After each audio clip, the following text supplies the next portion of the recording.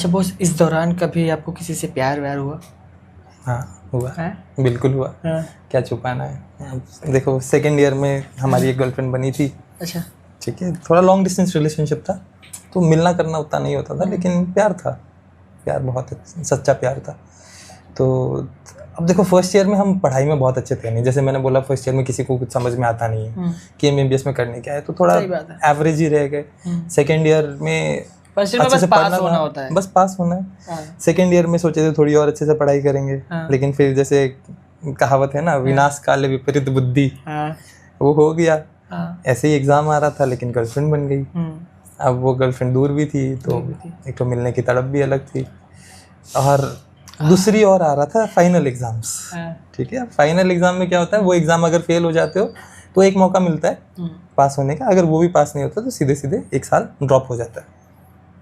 ठीक है, तो किस्मत का खेला कुछ ऐसा था कि गर्लफ्रेंड तो थी, अच्छा, लेकिन उसके घर वाले उसकी शादी कराना चाहते थे।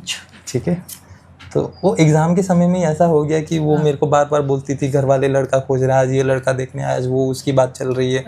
तो हमारा भी माइंड थोड़ा डाइवर्ट रहता था, तो एग्ज़ाम थोड़ा अच्छा नहीं गया, एक सब्जेक्ट में हम फेल भी हुए। ठीक है, तो उसके बाद फिर हम बात कर रहे थे कि तुम थोड़ा समय संभालो, एग्ज़ाम ख़त्म हो जाए फिर उसके बाद हम बात करते हैं।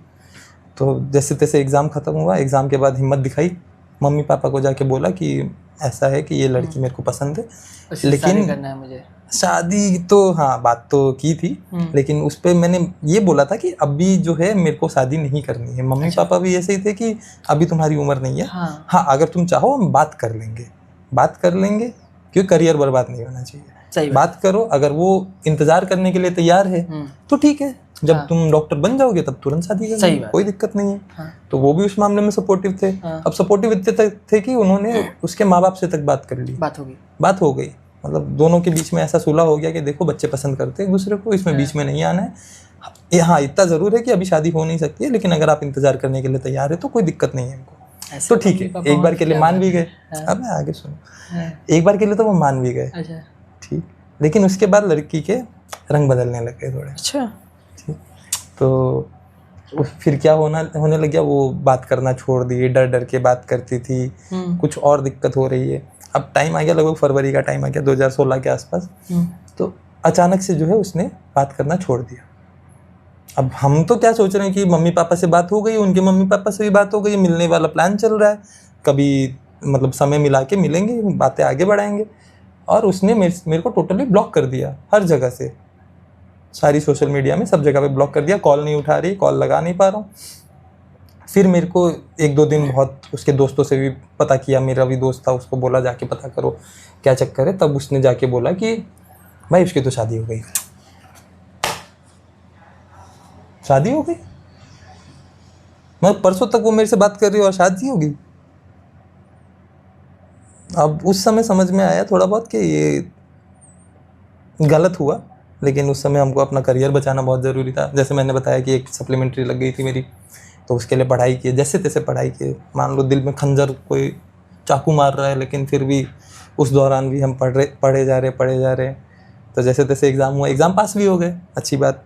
फिर धीरे धीरे साइड बाय साइड ये भी चल रही थी, इन्वेस्टिगेशन भी चल रही थी कि इतनी जल्दी शादी कैसे हो सकती है, एक दिन में ऐसा क्या हो गया, पता चला नहीं। फिर भी खोजते गए, बाद में पता चला शादी नहीं हुई है। अच्छा, सगाई हुई है। सगाई हो गई थी, शादी का नहीं पता चला था।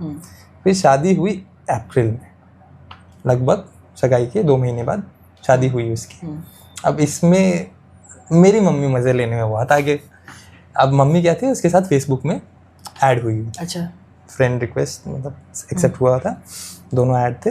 मम्मी मेरे को कमरे में आके बोलती है, बेटा तेरी गर्लफ्रेंड की शादी हो गई। मैं बोला आपको कैसे पता?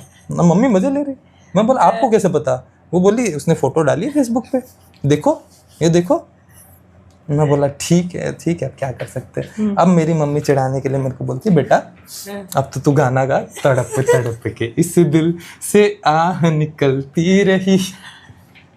आंटी जी कमाल की है। मम्मी अलग मजे ले रही, यहाँ मेरी गर्लफ्रेंड की शादी हो गई, आपको वाट लगी बड़ी हुई है। और मम्मी को मस्ती सूझ रही है। तो ऐसे करके उन्होंने मूड लाइट किया। थोड़ा खुद को भी तसल्ली हुई कि हाँ वो तो उस लायक थी भी नहीं, लेकिन बिल्कुल सही बात है। माँ बाप साथ में है अभी भी।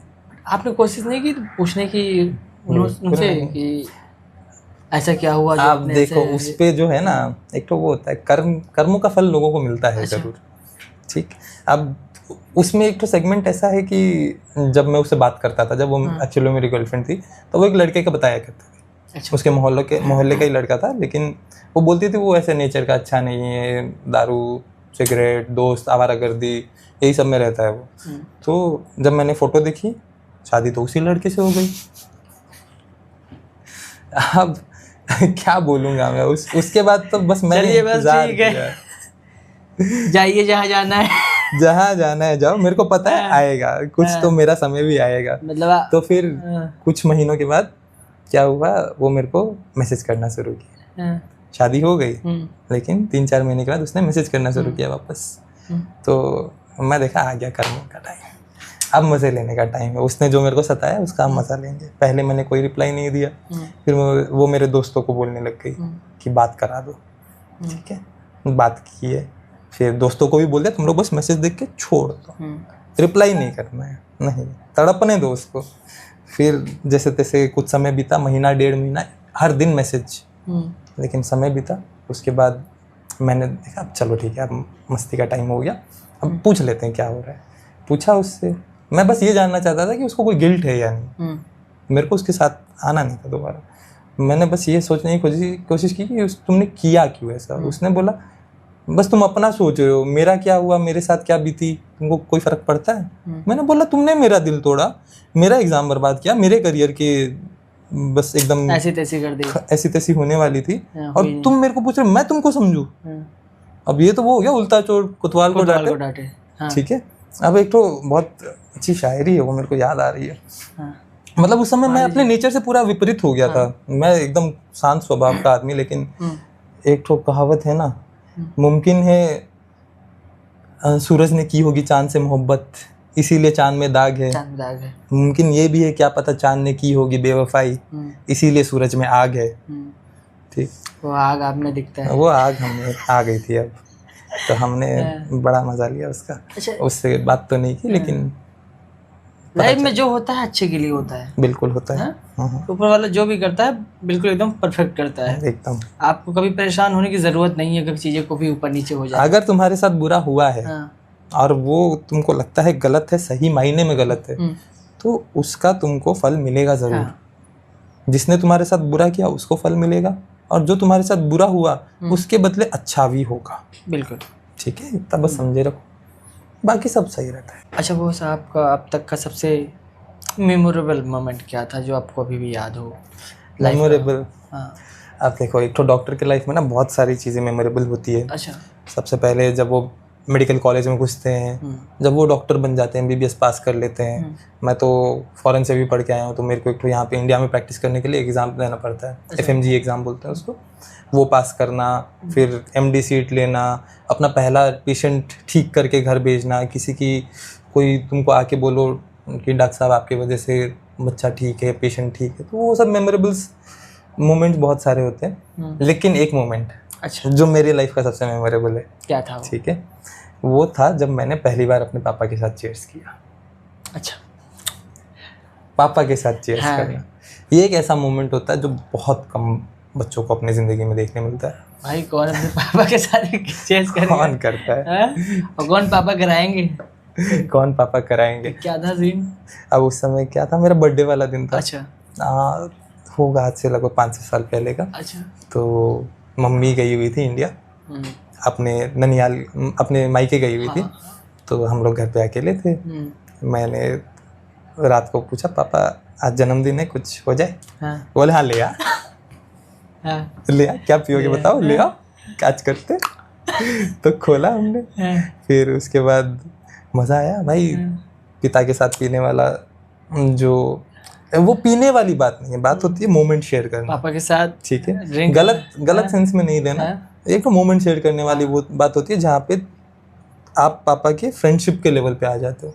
पापा हमसे लाइफ में बहुत बड़े एक्सपीरियंस है, बहुत बड़े, लेकिन फिर भी वो तुमको उस लायक समझते हैं कि हाँ तुमको दोस्त मान के वो तुम्हारे साथ बैठे हैं, तुम्हारी चीज़ें सुन रहे हैं, तुमसे शेयर कर रहे हैं बातें, तो वो मोमेंट जो है ना वो प्रेशियस होता है। वो हाथ में जो है वो प्रेशियस नहीं होता, लेकिन वो मोमेंट प्रेशियस होता है, इसीलिए वो ज़्यादा अच्छा लगता है। फिर उसके बाद तो एक बहुत फनी स्टोरी भी है। क्या हुआ था, उसके कुछ समय के बाद फिर से भैया की शादी की तैयारी होने लग गई थी। तो उस समय मम्मी पापा फिर से इंडिया आए शॉपिंग करने के लिए। तो मम्मी जो है इंडिया रुक गई, उनको और खरीदारी करनी थी। फिर दोबारा मौका मिल गया। मौका, अब पापा आने वाले थे। अब इंडिया से क्या होता है, इंटरनेशनल फ्लाइट में ड्यूटी फ्री होती है। अच्छा। अब उस समय क्या थे, मेरे दोस्त लोग भी साथ में बैठे हुए थे। जब मैंने उनको शुरू में बोला था कि मैंने अपने पापा के साथ चीयर्स किया, कोई नहीं माना। वो बोलता है अबे ऐसे कौन करता है, कौन बाप, कौन बाप, कोई मतलब नहीं है। तो मैंने क्या किया, फिर फोन को स्पीकर पे रखा, उनको बोला सुनो तुम लोग सब सुनो। तो मैंने पापा को बोला पापा कुछ ले आइएगा ड्यूटी फ्री से। बोले क्या पियोगे बताओ। जो पियोगे वो लेके आएंगे। सबके मुंह फटे रह गए वहां पे, मतलब वो देख रहा पापा क्या पियोगे बताओ। कितनी अच्छी अंडरस्टैंडिंग है। बहुत अच्छी अंडरस्टैंडिंग है, मतलब एकदम दोस्त की तरह है। बिल्कुल बिल्कुल बिल्कुल। कभी उनके साथ बात करने में मेरे को ऐसा फील नहीं हुआ कि मैं किसी बुजुर्ग आदमी से बात कर रहा हूँ। हमेशा हमारी बात जो है फ्रेंडशिप के लेवल पे ही होती है। बिल्कुल, एक बाप बेटे के बीच एक ऐसा बॉन्ड होना चाहिए, बहुत दोस्ती वाला, बहुत जरूरी है।